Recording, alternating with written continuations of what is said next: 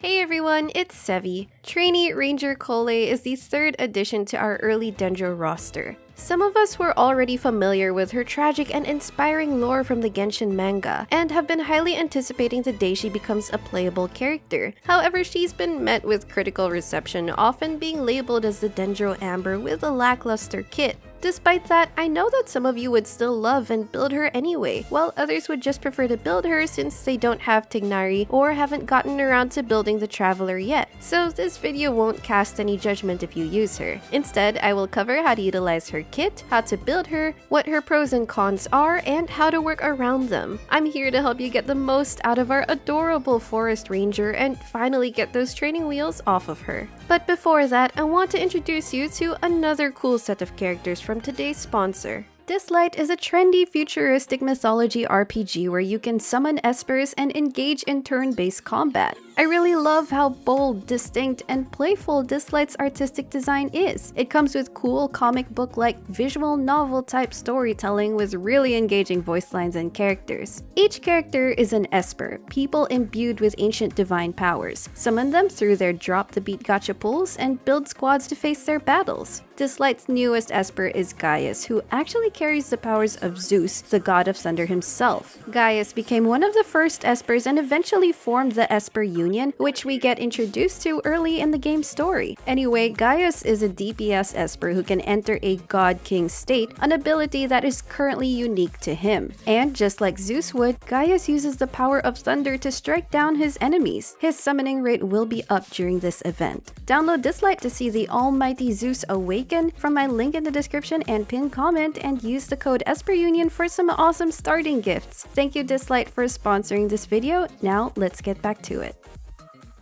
Let's start by reviewing what her kit does and the strengths and shortcomings you need to consider. Collei's primary role is a Dendro support to help trigger and enable Dendro reactions. But you can also invest in her build to also increase her sub-DPS potential. To get it out of the way, her normal attack charged attack talents are quite unremarkable and thus will barely see any action, unless you're the type of person to try to build her charged shots. Moving on to her more important kit aspects. Her skill throws a boomerang that deals 2 instances of Dendro damage when it's thrown away and when it returns per enemy in its flight path. Interestingly, it has no ICD, so these can consecutively trigger 2 reactions as demonstrated in this clip when they both trigger spread. The boomerang gets further boosted by her A1 passive talent. If any of your characters trigger a Dendro-related reaction before the boomerang returns, it will give the sprout effect when it returns. This sprout effect deals 2 damage ticks in a small AoE around your character, but only one of them will apply Dendro to trigger a reaction. Either Collei or a teammate can proc this as long as the boomerang hasn't returned. It's very likely you'll proc it in your rotation, but the most convenient way to ensure this procs is to have Collei herself trigger the reaction immediately after casting her skill, meaning an enemy should have a reactable aura active already. The A1 passive effect changes when you get her second constellation, which I'll discuss later on.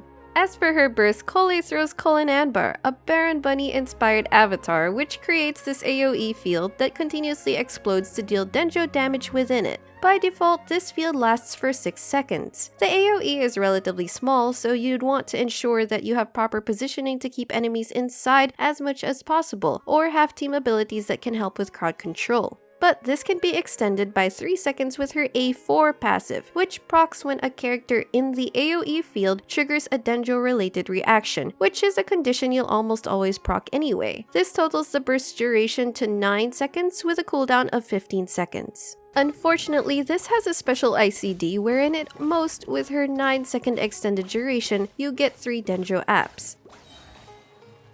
On a quick note, for those who are curious if it reaches enemies lifted by Venti's burst, fortunately, it can. To better understand how to utilize her, we should consider her limitations and how to work around them. The biggest consideration with her kit is her burst, because it lasts for only 9 seconds and applies Dendro 3 times max, making its Dendro application utility more limited than it could have been. If Collei were the only Dendro member in the team, this makes it trickier for many teams' capabilities to set up Dendro-related reactions. On the other hand, Quicken teams suffer less from this, since the Quicken aura can last long enough for your Electro unit units to take advantage of it for most of the rotation time, which is why I think she's more viable as either a sole Dendro unit in Quicken teams or a Dendro support for Tignari's teams. One possibility to compensate for her Dendro application concerns, if necessary, is by pairing her with Dendro MC in some cases. Then, if you're trying to create a very cohesive rotation, there are some considerations with her skill. One, if you use her skill only once in a short rotation time, such as a Quicken team with a 15-second rotation, you'll have to build a lot of ER to burst every rotation. Two, if you need to use her skill twice for energy, you will want at least 24 seconds to maintain a smooth aligned rotation. That isn't as ideal compared to only having to use her skill once in a 15 to 20 second rotation, which can be more convenient and efficient.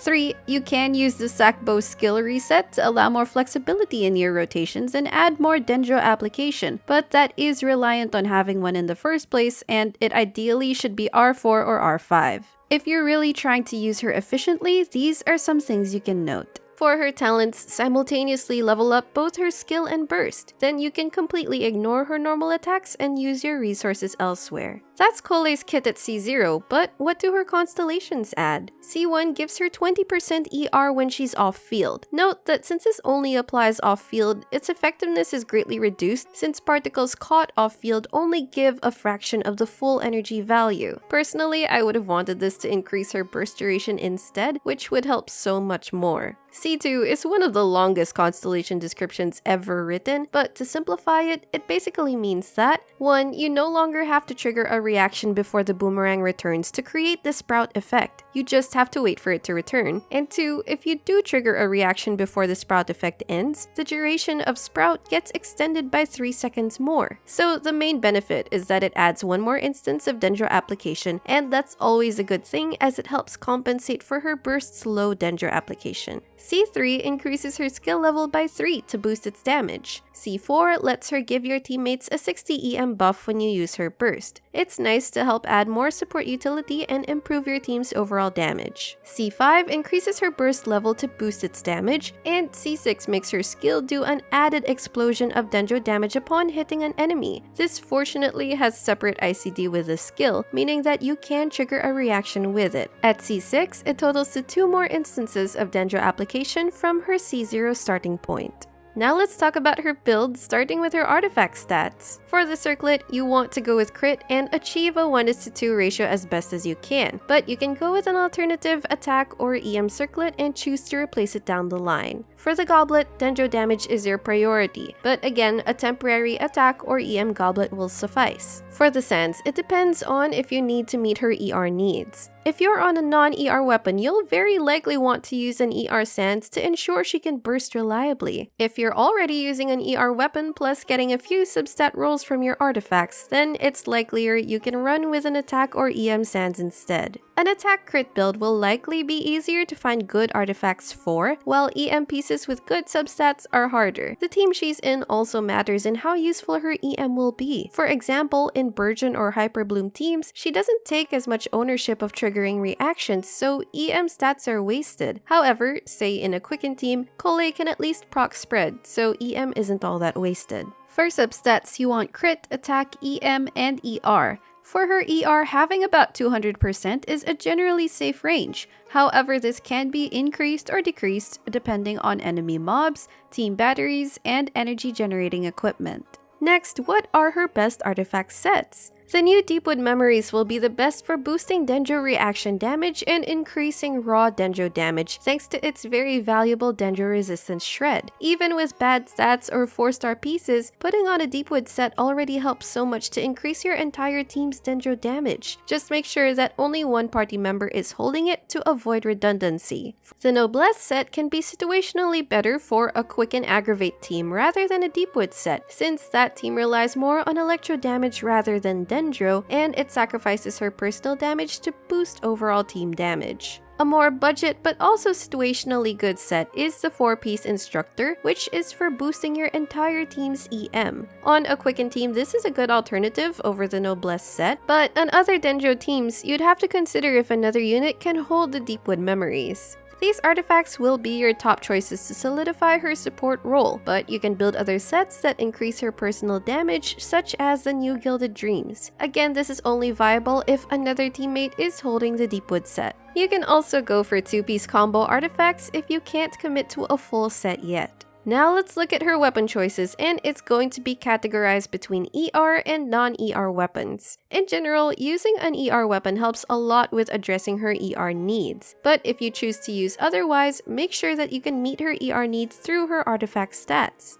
Let's start with her ER weapons. My first recommendation would be the Sacrificial Bow with a few considerations. I usually recommend the Fav Bow first because of its more beneficial energy effect that won't have to extend your rotation. But due to the 12-second cooldown of Collei's skill, I think that there's a very good case for utilizing the cooldown reset of Sac Bow. Firstly, this can proc on both the outgoing and returning hit of the boomerang, and more interestingly, the Sprout effect can also proc it as well, as long as Collei is on field. Then, since her skill has no ICD, you can potentially trigger more reactions in a shorter amount of time. And if you have C6, you can trigger the C6 effect sooner. However, its viability also depends on it being R4 or R5, as the cooldown allows it to be usable in at least 20-second rotations. My next recommendations are Favonius Warbow, which is free, helps with personal and team ER needs, and you're already trying to build crit on her anyway. End of the line, if you have neither of the previous options, this can be viable, but you have to go through the pain of fishing. And Elegy for the End, the best 5-star support bow whose buff increases overall team DPS. Then for non-ER weapons, there's the Prototype Crescent or King Squire as your go-to craftable options. For the highest damage potential, go for Prototype Crescent if you can consistently hit weak points with it. Otherwise, King Squire is plug and play and looks way better on her. Moon's value increases if teammates have high burst costs. The Alley Hunter boosts both her skill and burst damage as long as you're careful that she won't get hit. The Stringless is quite viable at high refinements. Then there's the Viridescent Hunt. It looks tempting since it fits her design, but you'd actually have to pay for it, and other gacha bows can do just as well or even better. At least its crit rate helps build her crit ratio, and the grouping effect can be situationally useful against enemy mobs.